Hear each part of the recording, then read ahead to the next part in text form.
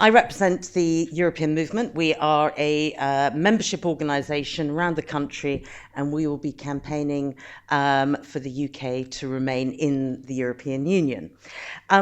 We've been finding out some very interesting perceptions, and I mean, it's not unrealistic to say that this country has had quite a sort of diet of anti-European media commentary, and very few people have been standing up there and saying, do you know something? Europe has done something for us.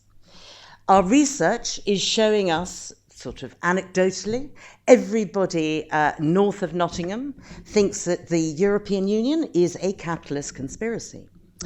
Everybody south of Nottingham thinks it's a socialist plot. We have got divergent views about what Europe has ever done for us. We have got common, sort of, in many ways, complaints by business about the word regulation. And we have got people who are concerned, whether it be about the US trade deals, our relationship with the rest of the world. And so starting this referendum campaign is a lot about unraveling certain myths, shaping new arguments, and being in many ways engaging with people where they are, rather than where either myself, those people who want us to stay in, and those people who want to stay out, would like the public to be. But environment policy has got a very particular sort of relationship and is quite important for both the UK and Europe. I mean, we all know the realities of the environment. It does not understand borders. Air pollution doesn't understand borders. I've never met a fish that knows whether it's going through one particular zone to another.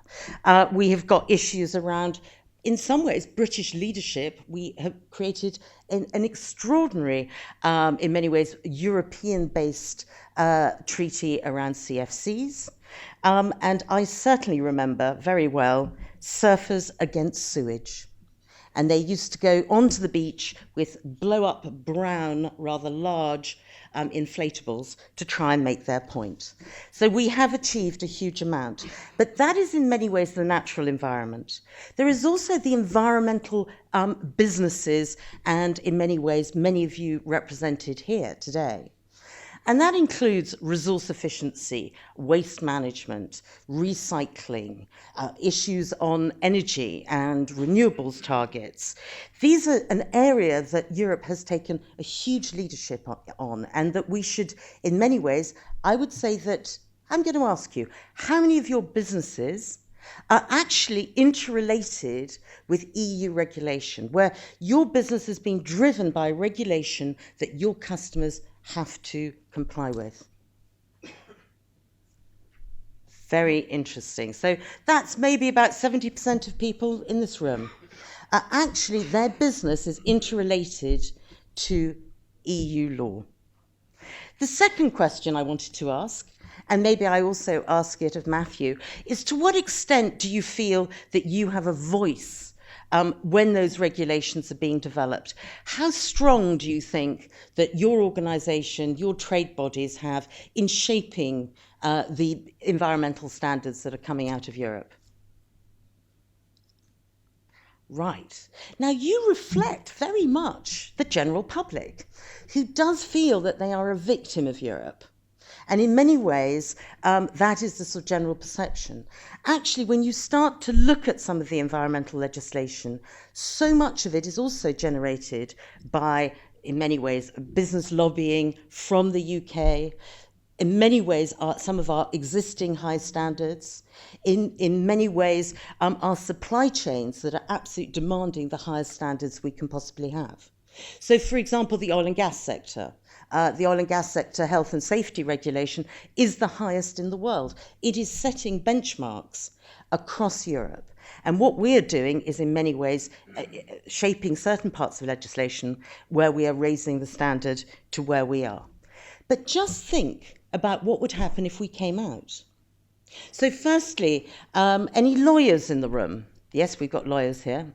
Fantastic. Well, the lawyers will be doing extremely well, because actually we then become vulnerable, do we not, to pollution, to litigation by Europe if we are not complying with their standards.